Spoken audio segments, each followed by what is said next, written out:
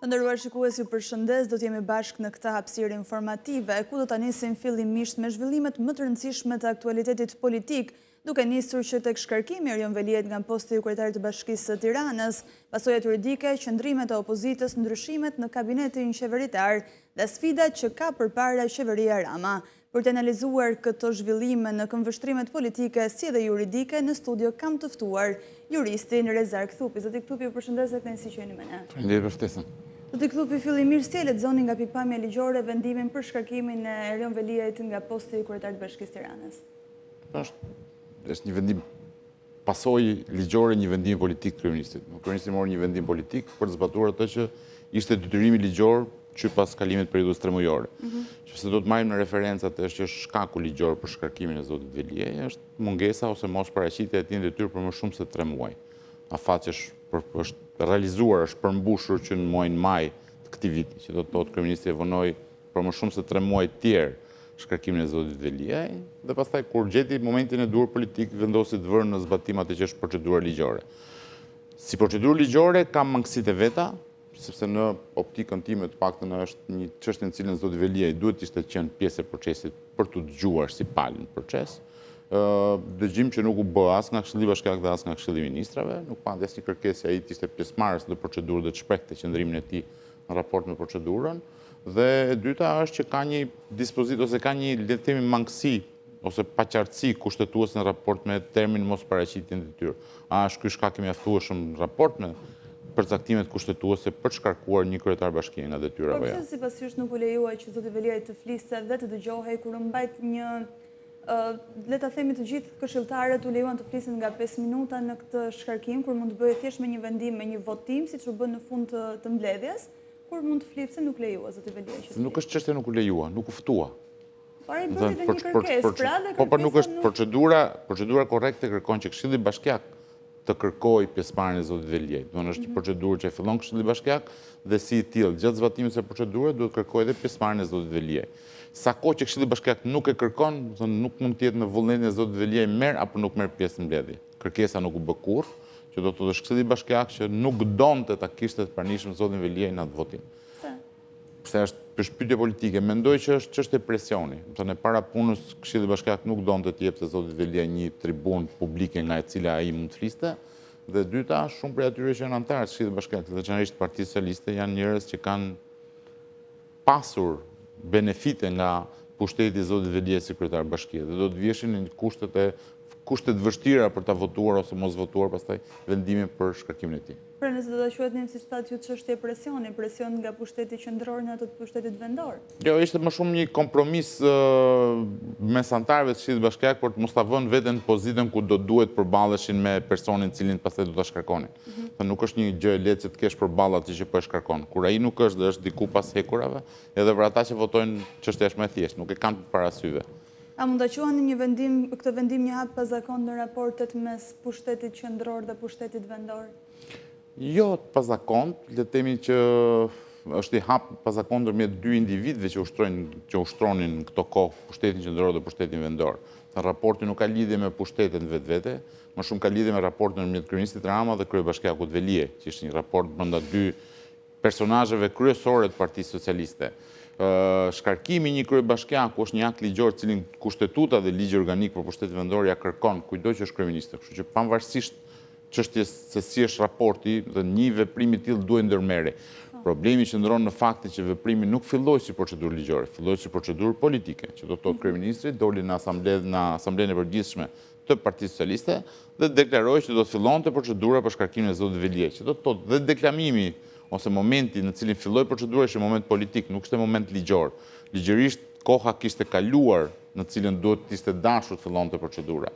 E kaloi një moment politik dhe pastaj politikisht vendosi të zbatonte ligjin. Ky është problemi që kam unë. Para vendimit të Këshillit të Ministrave për shkarkimin e Veliajt edhe para arrestimit të tij, opozita ka organizuar rreth 40 protesta për shkarkimin e Erion Veliajt duke thënë disa akuza që tani rëndojnë mbi të.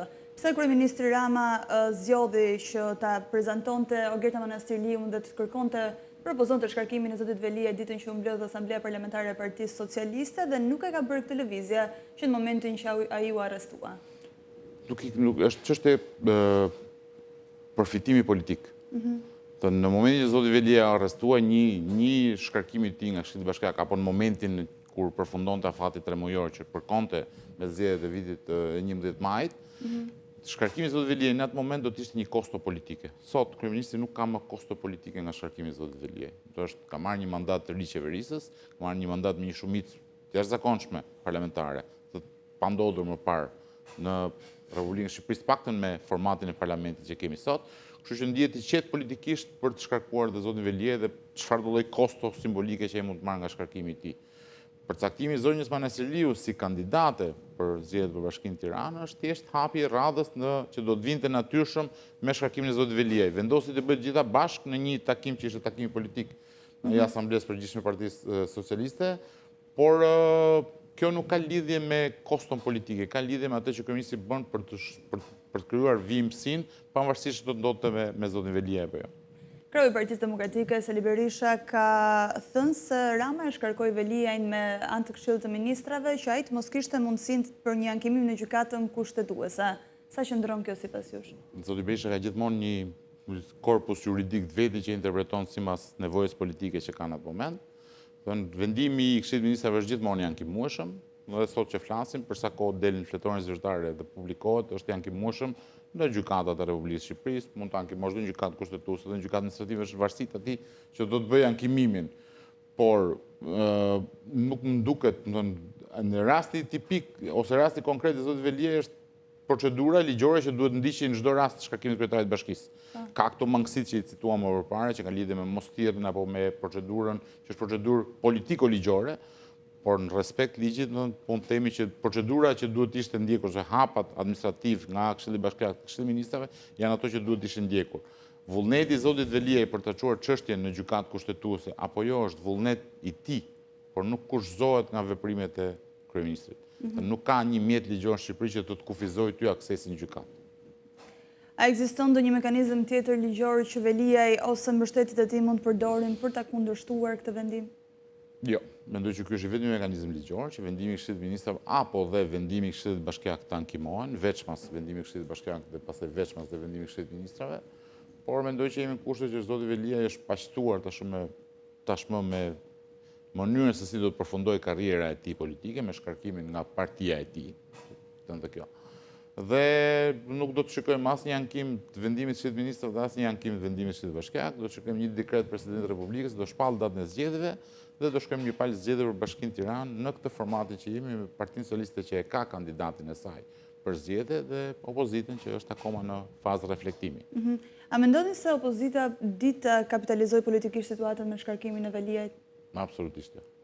Se në opozita bëri një betejë shumë të gjatë, gati një vjeçare, kundër zotit Veliaj, me protestat vazhdueshme për të mbajtur një vëmendje të përqendruar te fakti që zoti Veliaj ishte një person i korruptuar, dhe në moment që kjo u provua, bëri vetëm një akt tjetër që ishte kërkesa për mbledhjen e Këshillit Bashkiak, që është e vërtetë që është bërë përpara nga Partia Demokratike, përpara se kryeministri ta fillonte procedurën nëpërmjet këshilltarëve të Partisë Socialiste, por ama nuk prodhoi atë që do të ishte hapi i radhës që kryeministri e bëri në mbledhjen e Asamblesë Përgjithshme e Partisë Socialiste, që është përcaktimi i kandidatit.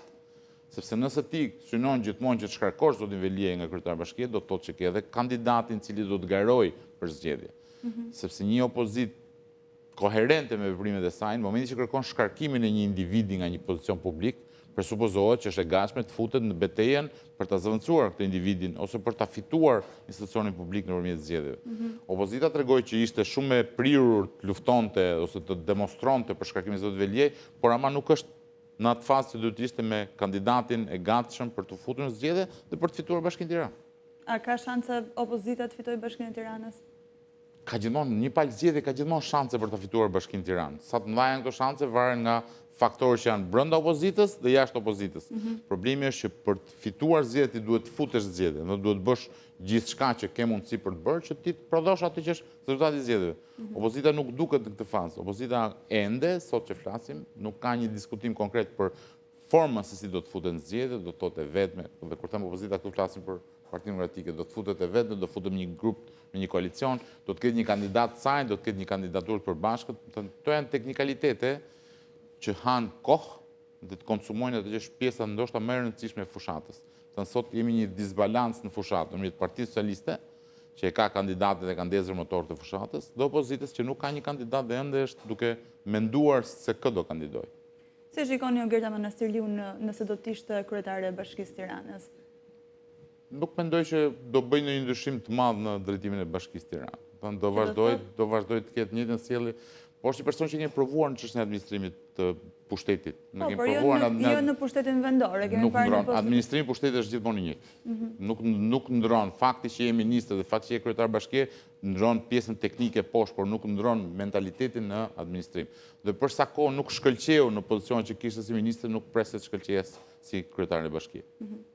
Çfarë roli mund të luajë drejtësia në zhvillimet e ardhshme përballë akuzave të ndërsjella mes palëve opozitës dhe majorancës? Referohemi këtu Partisë Demokratike dhe Partisë Socialiste, që janë forcat më të mëdha. Unë shpresoj shumë që drejtësia të ruajë identitetin e saj pa u marrë me akuzat politike të palëve. Nëse drejtësia do të përfshihet në këtë baltosin apo këtë betejën politike që pozita dhe opozita i bëjnë njëra tjetrës duke e akuzuar për çështje nga më të ndryshmet, nuk do të kryej atë që është funksioni i saj. Funksioni i drejtësisë është hetoj dhe dënoj nëse ka vend për dënuar. Kështu që nuk duhet merret fare, drejtësia duhet vazhdojë rrugën e saj. Nëse ka dosje në SPAK duhet gjykohen, nëse ka dosje penale në të gjitha nivelet e tjera të prokurisë dhe gjykata duhet hetohen dhe dënohen ata që vërtet i kanë kryer vepra penale. Por nuk mund të bëhet pjesë. Nëse do të bëhet pjesë e kësaj nuk do të kemi më drejtësi, pastaj do të kemi thjesht një makazh politik të asaj që duhet të ishte drejtësia. Aktualisht në momentin që flasim është drejtësia e pavarur sipas jush nga politika? Se kjo nuk është një përgjigje me po apo jo, është një përgjigje me grad. Është shumë e pavarur, është shumë e varur apo është pak e pavarur. Mendoj që është relativisht e pavarur. Sot flasim për çështje të mëdha, drejtësia shqiptare është në gjendje të operojë pavarësisht personit politik. Dhe kjo është ndoshta shenja më e madhe e pavarësisë. Në Shqipëri kemi pasur raste kur gjykoheshin njerëz shumë të pushtetshëm, të cilët mblidheshin për darkë një natë përpara vendimit të gjykatës dhe të nesër në ditë e vendimit të gjykatës 15-0. Kështu që fakti që sot pavarësisht vullnetit politikës, pavarësisht sulmeve politikës, drejtësia mundet të dërgojë për hetim çështje të vërtet rëndësishme dhe kundër njerëzve vërtet rëndësishëm dhe të pushtetshëm këtë vend, të jep përshtypjen që drejtësia është relativisht e pavarur. Ndërkohë kryeministri Rama ka bërë edhe ndryshime të rëndësishme në kabinetin qeveritar. Si e gjykoni ju këtë riformatim të qeverisë? Të rëndësishme. Ka bërë një rotacion. Kryeministri ka disa emra të rinj. Kryeministri ka luksin sot që t'i bëjë ministrat të gjithë në rotacion. Nuk ka asë do interesin. Mënyra se si funksionon qeveria e Partisë Socialiste është një mënyrë vertikale dhe autoritare, që do të thotë ministrat janë thjesht vartës të zotit Rama, por nuk kanë identitet, sepse nëse do të kishin pasur identitet ministrat që ka vënë zoti Rama, gjatë kohës që u betua qeveria deri më sot, paktën do kishte dalë një ministër i vetëm që të shpaloste vizionin e tip ministrin që ka. Nuk ka asnjë. Pse? Sepse nuk kanë vizione personale, që do të thotë, nëse ti je ministër i drejtësisë, ti ke ca prioritete pune. Nëse ti je ministri i brendshëm, ke ca prioritete pune. Nëse ti je ministri i financave, ke ca prioritete pune, ca vizion. Çfarë do të bësh ti si ministër? Jo çfarë do të bëj gjithë qeveria. Ti si ministër, çfarë do të bësh? Asnjë nga ministrat nuk ka dalë të përcaktojë se kush janë prioritetet e tij. Çka tregon që ka vetëm një prioritet, që është ai i kryeministrit. Gjithë tjerët janë thjesht në punës publik të kryeministrit. Kështu që nuk bën asnjë diferencë se kush do të jetë ministër. Sa i fortë është sot pozicioni i qeverisë Rama përballë krizës politike dhe kritikave të opozitës? Shumë i fortë, njëkohësisht shumë i dobët. Ka një problem shumë të madh. Sa kohë që pushteti përqendrohet në mënyrë të jashtëzakonshme në një vend të caktuar, të paktën për aq kohë sa ne vazhdojmë të kemi këtë demokracinë e pretenduar në cilën edhe mund ta shajmë qeverinë, edhe mund ta kritikojmë qeverinë, kritikat do të shtohen dhe pesha e qeverisë në veprimet që bën do të shtohen. Nuk do të ketë më justifikimin e një opozite që i bllokon parlamentin, një opozite që nuk jep vota për reformat rrënjësore. Sot peshën e ka të gjithën majoranca. Do të provojmë, do ne i bindur që majoranca do të dështojë, se një gjë që ka dështuar 3 mandate radhëse nuk është që do përmirësohet mandatin e katërt. Po kësaj radhe do të ketë pamundësinë që të justifikohet që kësaj radhe mi hëngrën kumllat dhe dardhat pas kurrizit. Me që po flisim shparë dhe ndalëm pak të kabinetit qeveritar, le të ndalemi pak tek ministra Djella, që Partia Demokratike e kanë kimuar në gjykatën kushtetuese dekretin e presidentit. Çfarë pritet pas kësaj? E para punës ministra Djella nuk është ministre. Të flasim ligjërisht për çështjen. Dhe përtej pjesës së PR-it, që është një propagandë e madhe e kryeministit. Por presidenti e ka dekretuar siç ka dekretuar. Nuk e ka dekretuar. Presidenti ka dekretuar kryeministrin si përgjegjës për ndërtimin e ministrit të inovacionit, që do të thotë sot ty Djella ligjërisht nuk ekziston. Ekziston një detyrë e kryeministrit për ta ndërtuar por nuk ekziston sot diella, dhe diella nuk mund të jetë kurrë ministri i Republikës së Shqipërisë për sa kohë kemi këtë kushtetutën që kemi sot. Kur kryeministri ta ndrojë kushtetutën dhe të krijojë kushtet që një person jo natyror apo jo juridik, siç është diella, të ketë aftësinë të marrë poste publike, atëherë po mund bëhet diella ministër. Deri atëherë, ministri i inovacionit është zoti Rama, i cili kamuflohet ose vishet pas ekzistencës së diellës. Por ne diell ministër nuk kemi. Kemi kryeministër diell. Që do të thotë ligjërisht, diella është thjesht një shpikje PR-i shumë e vlefshme për të nxjerrë kryeministrin në faqet e para të gazetave. Për të tërhequr vëmendjen. Është thjesht vëmendje, nuk është juridikisht diella nuk mund të ekzistojë dhe nga krau tjetër gjithë dokumentacioni prodhuar nga dekreti i presidentit në vijim është dokumentacion që provon që ministri i teknologjisë informacionit është zoti Rama. Por mund të rëndojnë akuzën mbi kryeministrin pasi u thoni që juridikisht diella nuk mund të ekzistojë? Po diella nuk firmos dot gjë. Diella në fund ditës kush do të jetë produkti i diellës? Se diella duhet të ketë një produkt dhe pastaj për produktin që diella prodhon, nëse do të ketë, nëse ky produkti do të shkelë në ligj, do të ketë një përgjegjës, por është përgjegjës ai që qëndron pas diellës. Diella vetë është, hajde marrim një program çfarë duash ti, Microsoft Word, PowerPoint, edhe është njësoj si diella. Kaq, tu mbaron diskutimi për diellën, se është një fabul që e kemi ngritur kot në fillë. Ka të lidhje. Në këmbështrimin tuaj si jurist, cilat janë sfidat më të mëdha ligjore dhe politike të kabinetit qeveritar në muajt e ardhshëm? Më pas në vitet e ardhshme, të paktën për 4 vjeçarin, mandatin 4 vjeçar. Nevoja emergjente për ndryshime rrënjësore në formulën e shtetformuese të Shqipërisë. Do thonë ne kemi probleme që janë probleme thelbësore dhe që duhet adresohen. Kemi një parlament që është krejtësisht jashtë funksionit të tij. Kemi institucione kushtetuese që janë krejtësisht të pambikëqyrura dhe jashtë funksionit të tij, jashtë funksionit tyre, dhe kemi një shtet i cili nuk ka një, le të themi, vizion ekonomik se ku kërkon të arrijë në 10 apo 15 vitet e ardhshme. Do thotë ne nuk mund të vazhdojmë me plane 1 apo 2 vjeçare. Po plani Shqipëria në Bashkimin Evropian 2030-ën? Po mbasi të shkojmë Bashkimin Evropian, do na japin lekët, ekonominë do na ndërtoj Bashkimi Evropian, shteti ligjor do ndërtoj Bashkimin Evropian, parlamenti do ta bëjë funksional Bashkimin Evropian. Këto janë elementë të cilët duhen për të futur në Bashkimin Evropian. Nuk mund të futesh në Bashkimin Evropian dhe pastaj hajde të ndërtojmë. Dhe në rastin hipotetik që do të futemi në Bashkimin Evropian, i cili është më shumë një vendim politik sa një qasje ndaj zhvillimeve të jashtëzakonshme që ka Shqipëria, do është një situatë gjeopolitike e tillë që kërkon që Shqipëria të futet në Bashkimin Evropian, jo se Shqipëria është gati për të futur në Bashkimin Evropian, që të keni një ide të qartë. Sot që flasim, vetëm për të parafrim legjislacione, që të thosh është niveli i ndryshimit ligjeve që duhet bëjmë ne për të arritur në atë që është Bashkimi Evropian, është 13.000 faqe. Se me parlamentin jashtëzakonisht aftë që ne kemi sot, në fakt, nuk dyshoj që do të arrijmë ta bëjmë të 13.000 faqe brenda 4 vjetëve, kështu që vendimi për të përfshirë apo për të futur në Bashkimin Evropian do të jetë një vendim gjeopolitik i Bashkimit Evropian. Nuk ka lidhje fare me cilësinë që ka Shqipëria për qenë anëtare e Bashkimit Evropian. Le të ndalim edhe tek një tjetër çështje që është po kaq e rëndësishme, drafti për kodin e ri penal që ka pasur shumë diskutim pak të kohët e fundit. Nuk kemi kohë mjaftueshëm për ta debatuar. Po le ta cekim pak, cili është opinioni juaj të paktën?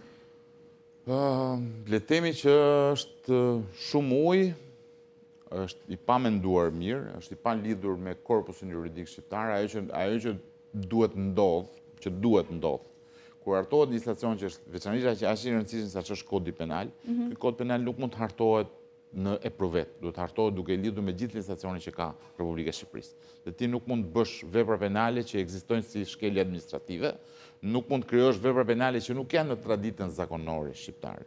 Nuk mund të krijosh vepra penale për cilat ti nuk ke asnjë lloj hamendësimi se kur mund ndodhin dhe si mund të ndodhin. Kur ndërtohet kodi penal, ndërtohet për të rregulluar e para punës ca gjëra që kanë ndodhur dhe ti nuk i kishe të rregulluara, e dyta për të parashikuar ca gjëra të tjera që mund të ndodhin në të ardhmen dhe përvoja e shteteve të tjera ka treguar që ka ndodhur, dhe e treta, që është gjëja më e rëndësishme, është nuk mund të bëjmë kod penal thjesht për të shmangur burgun e administratës publike. Një nga gjërat që vihet në kod penal është që është dekriminalizimi i veprës penale shpërdorimit detyrës, po jo dekriminalizimi si veprë penale vetvete, po shtrirja e saj në disa vepra penale duke ulur ndjeshëm atë që është efekti penal që do të kishte ajo në kodin penal. Por është i nevojshëm hartimi një... Absolutisht po. Dhe jo vetëm i kodit penal, ne kemi nevojë të rishikojmë kodin penal, kodin e procedurës penale, kodin civil, kodin e procedurës civile dhe kodin e procedurës administrative. Janë të gjithë kodet që ne kemi nevojë të rishikojmë, se kanë kaluar një periudhë 30 vjeçare dhe Pra ka mangësira le të thënë në 30 vjet mënyra e jetesës ka ndryshuar rrënjësisht, që do të thotë duhet të arrijmë në një moment të ri kohor, në cilin të përshtatim mënyrën e jetesës dhe nevojat e reja të shoqërisë, me ato që janë gjithë korpusi ligjor. Mund ta quajmë sigurisht një vendimmarrje ose një hap i vonuar. I vonuar jo, besoj që jemi në kohë, po duhet filloj procesi. Të hartosh një kod të ri civil dhe një kod të ri të procedurës civile kërkon shumë kohë. Kërkon shumë kohë, kërkon mendje të mira, dhe nëse bëhen është mirë që të bëhen të gjitha bashkë, që të harmonizohen me njëra tjetrën, që mos bëjmë një ligj e bëjmë tani dhe një ligj e bëjmë pas 5 vjetës dhe pastaj shikojmë që nuk janë në harmoni me njëri tjetri. Kështu që në interes të harmonisë korpusit ligjor, duhet të gjithë ligjet e rëndësishme të shtetit, duke filluar nga kushtetuta dhe gjithë ligjet që kërkojnë shumica të cilësuara në parlament, që janë ligjet të rëndësishme, kod penal, kod civil, kod procedurë penale, kod procedurë civile, kod zgjedhor, do të gjitha të bëhen bashkë që të jenë të harmonizuar me njëri tjetrin dhe të japin efektin ke shoqëria. Qartë zoti Ktupi, ju falenderoj shumë edhe kënaqësi që ju kishën në studio. Ndërkohë të nderuar shikues, kemi ardhur në fund të kësaj bisede, do të shkëputemi për një hapësirë publicitare dhe bashkë do të takohemi në edicionin e radhës.